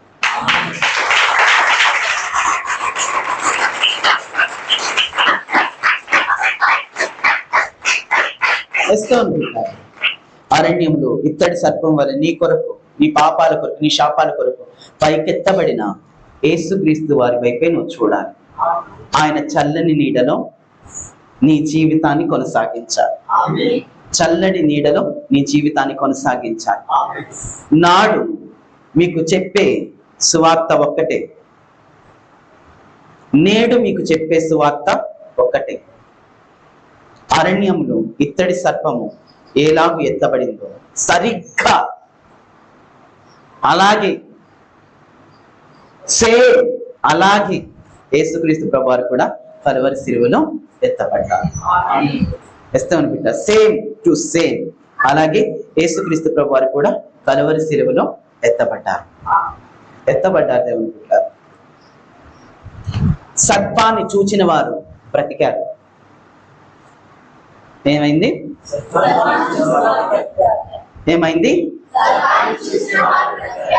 శిలువపై ఎత్తబడిన యేసుక్రీస్తు ప్రభువుని చూసిన వారు కూడా బ్రతుకుతారు. ఏమో జరుగుతుంది? శిలువపై యేసుక్రీస్తు ప్రభువుని చూసిన వారు కూడా బ్రతుకుతారు. అలాగే శాప విముక్తి, పాప విముక్తి కలుగుతుంది. ఎత్తబడి 2000 సంవత్సరాల యేసుక్రీస్తు ప్రభువు శిలువలో ఎత్తబడి ఎన్ని సంవత్సరాలైంది? 2000 సంవత్సరాలైంది దాదాపుగా. మరి చూసావా? శిలువలో ఎత్తబడిన యేసుక్రీస్తు ప్రభు వైపుకి చూసావా ఇప్పటి వరకు? చూడకపోతే మరి ఈ రోజైనా చూస్తావా? ఈ రోజైనా చూస్తారా లేదా? ఇప్పటి వరకు చూడలేదా అసలు? ఆయన ఎత్తబడి 2000 సంవత్సరాలైంది, ఇప్పటి వరకు చూడలేదా? ఓ కళ్ళతో అక్షరార్థంగా చక్క కొట్టబడిన బొమ్మను కాదు నేను చూడటం అనేది. అయ్యో నా పాపాలు క్షమించేవాడు, నాకు విడుదలనిచ్చేవారు లేదు, నాకు విముక్తి లేదు, ఎవరూ లేరా నా సహాయం చేయడానికి, దీని నుంచి బయటకు రావడానికి అని పశ్చాత్తాపంతో, ఆత్మీయ నేత్రాలతో శరణు ప్రభువా నీవే నాకు దిక్కయ్యా అని సిలువ వైపు ఎప్పుడన్నా చూసారా? చెక్క బొమ్మల గురించి నేను చెప్పట్లా, మెడలో వేసుకునే స్టీల్ లాకెట్స్ గురించి చెప్పట్లా. నీ ఆత్మీయ నేత్రాలతో పశ్చాత్తాపూరితంగా శరణు ప్రభువా నువ్వే దిక్కని సిలువ వైపు చూసారా? ఇంకా చూడలేదా? ఆ స్థితికి వెళ్ళలేదా? వెళ్ళి ఆయన ఇచ్చే క్షమాపణ పొందుకోలేదా? శాపం నుంచి విడుదల పొందలేదా? అలా వెళితే మీరు శాపం నుంచి విడుదల పొందుతారు, పాపం నుంచి విడుదల పొందుతారు, మరణం నుంచి విడుదల పొందుతారు, నిత్య జీవానికి మీరు సిద్ధమవుతారు. వీనునున్నవాడు వినును కాక. సిలువను గుర్చిన వార్త నశించుచున్న వారికి వెర్రితనం, కానీ రక్షింపబడుతున్న మనకు అది దేవుని గొప్ప శక్తి అయి ఉందని గుర్తుంచుకోండి. సిలువని గుర్చిన వార్త, ఈ గుడ్ ఫ్రైడే రోజు సిలువని గుర్చిన వార్త బిడ్డారు. ఈ గుడ్ ఫ్రైడే రోజు సిలువను గుర్చిన వార్త ఒక్కటే నేను చెప్తున్నాను. నాడు ఇత్తడి సర్పం అరణ్యంలో ఎలాగో ఎత్తబడి తాపకరమైన సర్పం యొక్క కాటుకు గురి అయి చావ సిద్ధమై నొరగల క్రక్కుతూ గిలగిల కొట్టుకుంటున్న వారిని ఎలాగా ఆ సర్పం వైపు చూసినప్పుడు ఎలాగా బ్రతికారు. పాపం వల్ల పాపపు కాటుకు గురి అయి గిలగిలా కొట్టుకుంటూ నొరగల క్రక్కుకుంటూ దిక్కు దశ లేక ఎవరు ఎవరు ఎవరు అని ఎంత వెతికినా విడిపించేవారు లేని స్థితిలో ఉన్న వారందరూ యేసుక్రీస్తు వారి వైపు, కలువరి శిలువలో ఎత్తబడిన యేసుక్రీస్తు వారి వైపు చూస్తే నీ మీద పాపాలు పోతాయి, నీ మీద శాపాలు పోతాయి, నీ మీద మరణము పోతుంది. నువ్వు రక్షణ ఓడలోకి ఎక్కుతావు, పరలోకానికి సిద్ధమవుతావు. వీనులున్నవాడు వినును గాక. సిలువ చెంతకు చేరండి, సిలువను శరణు కోరండి, సిలువను హత్తుకోండి, సిలువను ముద్దాడండి, ఆ సిలువలో కాచబడిన రక్తముతో కడగబడండి. ఎవరూ అవసరం లేదు, యేసుక్రీస్తు ప్రభువారు ఒక్కరే మార్గం. నీ పాపాలు, నీ శాపాలు, నీ అతిక్రమాలు, నీ యొక్క దోషాలను క్షమించడానికి, పరిహరించడానికి ఆయన ఒక్కరే మార్గం. పాపములో ఉంటూ సిలువను చూస్తే దానికి పరిహారం ఉండదని గుర్తుంచుకోండి. పాపము చేస్తూ పాపంలో కొనసాగుతూ యేసుని బిడ్డలారా, సిలువను చూస్తే, సిలువ వైపు చూస్తే ఎటువంటి ప్రయోజనం ఉండదని గుర్తుంచుకోండి. నీ పాపంలో నువ్వు గుర్తించి దాన్ని విడిచిపెట్టి ఆయన నన్ను విడిపించమని ఆయన శరణు కోరితే ఆయన వాటినంటి తన మీద వేసుకొని శ్రేష్టమైన ఆశీర్వాదాన్ని, గొప్ప ఫలాలను మీకు అనుగ్రహిస్తాడు. ఆ ఫలాల్లో ఒకటి పాపము పోతుంది, శాపం పోతుంది, మరణం పోతుంది, జీవము వస్తుంది. నీ రూపం నీకే ఉంటుంది, కానీ ఆయన మాత్రము చితికిపోతాడు, నలిగిపోతాడు, రూపం లేని వాడిగా అవుతాడు నీకోసం. వీనులున్నవాడు వినులు కాక. లేదు నేను ఇలాగే ఉండి నేనే పడతాను, నేనే హింస, ఆరని అగ్ని నీకోసమే ఎదురు చూస్తుంది. మారను అంటే, సిలువను చూడను అంటే, సిలువను ఆశ్రయించను అంటే, అలాగే పాపలు ఉంటారంటే ఆరని అగ్ని నీ కొరకే ఎదురు చూస్తుంది, నీ కొరకే సిద్ధపరచబడు. ఆరని అగ్ని కావాలా, చూస్తే వచ్చే ముక్తి కావాలో నువ్వే డిసైడ్ చేసుకో. చూడకుండా ఉండి ఆరని అగ్నిలోకి వెడతావా కట్టుబడి ఉండకోకుండా, లేకపోతే సిలువ వైపు చూసి విముక్తి పొంది పరలోకానికి వెడతావో నువ్వే నిర్ణయం తీసుకో. నిన్ను పరలోకానికి, ఆయనైతే నిన్ను పరలోకానికి చేర్చడానికి సిలువలో వేలాడారు. మరి నువ్వు దాన్ని గ్రహించి ఆయన వైపు చూస్తే ధన్యుడవు, ధన్యురాలవు, నరకాన్ని తప్పించుకుంటావు. వీళ్ళున్నవాడు వినును కాక. సిలువలోని శక్తి మీ మీదకి వచ్చును కాక. సిలువలోని క్షమాపణ మీరు పొందుకుందురు కాక. సిలువలోని గొప్ప ఇదిగో దేవుని సంకల్పం మీ జీవితాల్లో కూడా నెరవేరును గాక. ఇదిగో సిలువ శక్తిని మీరు అనుభవించుదురు గాక. ఇదిగో అపవాది గాని యొక్క ఛాయలు సిలువ శక్తి చేత మీ జీవితంలో నశించిపోను గాక. అపవాది కాడులు సిలువ శక్తి చేత మీ జీవితంలో నలగగొట్టబడును గాక. ఆది కటాసర్పపు ఛాయలు సిలువ శక్తి చేత ఇదిగో దాని తలను చితకగొట్టబడును గాక. మరణపు ఛాయలు తొలగిపోవును గాక. మరణకరమైన వ్యాధుల ఛాయలు తొలగిపోవును గాక. సిలువ శక్తి చేత ఆరోగ్యం వచ్చును గాక, ఆయుష్ వచ్చును గాక, భక్తి వచ్చును గాక, పరిశుద్ధత వచ్చును గాక, పవిత్రత వచ్చును గాక, సమర్పణ వచ్చును గాక. ప్రతి ఒక్క బిడ్డ భక్తి సమర్పణ, గొప్ప విధేయతకరమైన జీవితం వచ్చును గాక. పరలోకం వచ్చును గాక. తండ్రి చిత్తము పరిపూర్ణంగా నెరవేరును గాక. యేసు రక్తమే, యేసు రక్తమే, యేసు రక్తమే, యేసు రక్తమే, యేసు రక్తమే, యేసు రక్తమే, యేసు రక్తమే, యేసు రక్తమే, యేసు రక్తమే, యేసు రక్తమే, యేసు రక్తమే, యేసు రక్తమే.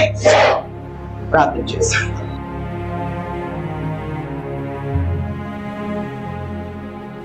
మా ప్రియ పరలోకపు తండ్రి, బిడ్డలందరూ నీ సిలువను కూర్చున్న వార్త విన్నారు నాన్న. నీ సిలువ చెంతకు నేను నడిపించాను ప్రభా. బిడ్డలందరూ నీ సిలువ వైపు చూస్తున్నారు తండ్రి. చూస్తున్న బిడ్డలందరూ ప్రభువా, ఇదిగో ప్రభువా, మీరు దర్శించి తండ్రి, బిడ్డలందరినీ మీరు దర్శించి వారి పాపాన్ని, శాపాన్ని, మరణాన్ని కొట్టివేసి వారికి ఉన్న అతిక్రమాలను ప్రభు తుడిచివేసి తండ్రి, అశుద్ధతను తీసివేసి శుద్ధతను దయచేసి ప్రభు ప్రతి ఒక్క బిడ్డ నరకం నుండి తప్పించి పరలోకానికి ప్రభు సిద్ధపరిచి ప్రతి ఒక్క బిడ్డను ప్రభు నీకు పాత్రుని గాను, పాత్రలు మీకు విధేయులు గాను, విధేయురాండ్రు గాను మీరు చేసి ఆశీర్వదించి మహాదేవ, అరణ్యమందు ఇత్తడి సర్పము ఎలాగ ఎత్తబడిందో మీరు కలువరి శిలువలో అలాగే ఎత్తబడ్డారు. ఆనాడు సర్పము చూసిన వారు బ్రతికినట్టుగా ప్రభు మీ వైపు చూస్తున్న ఈ బిడ్డలందరూ బ్రతుకులా ఆరోగ్యాన్ని, ఆయుష్, భక్తిని, విశ్వాసం, నిరీక్షణని రిలీజ్ చేస్తున్నారు. మీరు దయచేసి ఆశీర్వదించారు. ఇదిగో నీ సిలువ శక్తిని అనుభవించే వారికి ప్రతి ఒక్క బిడ్డను నీ సిలువ దగ్గర ధ్యానించే వారికి శరణు శరణు అంటూ నీ సిలువను చేయని వారిగా ప్రతి ఒక్క బిడ్డను చేస్తాం. మీరు చేసి ఆశీర్వదించి, దీవించి, ఫలభరితం చేయమని ఈ రక్షణ సువార్తను ప్రతి ఒక్క బిడ్డకు ప్రభు అందించమని, పాప ప్రయత్నంగా ప్రతి ఒక్క బిడ్డను రక్షించి ఆశీర్వదించమని, సమస్త మహిమ గంత ప్రభావం మీ నామానికి చెల్లిస్తూ, మీ నామానికి అర్పిస్తూ మహాదేవ ప్రతి ఒక్క బిడ్డను ప్రభు పరలోకానికి చేర్చమని, నరకాన్ని ఖాళీ చేయమని, పరలోకానికి అర్థిస్తూ సకల ఘనతమైన ప్రభు నీ నామానికి చెల్లిస్తూ యేసుక్రీస్తు ప్రభు రక్తానికి చేయాలని ప్రకటిస్తూ, అలాగే రేపు జరగబోయే గ్రాండ్ డిజిటల్ సర్వీస్ లో ప్రభు గొర్రెపిల్ల రక్తంలో మీరే తోడుగా ఉండి మీ నామానికి సకల ఘనతమైన ప్రభు తెచ్చుకోమని ప్రభు విజ్ఞాపన చేస్తూ మీ ఆశీర్వాదాలు ప్రతి ఒక్క బిడ్డకు, మీ బలాన్ని ప్రతి ఒక్క విజయాన్ని ప్రతి ఒక్క బిడ్డకు ఇవ్వమని కోరుతూ, ఇదిగో ప్రభు మా తండ్రి దుష్టుని, సాతాను, శోధకుని, ఆదికట సర్పాన్ని పాతాళంలో కలిగి తొక్కివేస్తూ సమస్త ఘనత ప్రభు నీ నామానికి చెల్లిస్తూ మా తండ్రిని, మా ప్రియ రక్షకుడైన యేసుక్రీస్తు వారి నామమున వేడుకుంటున్నాము తండ్రి.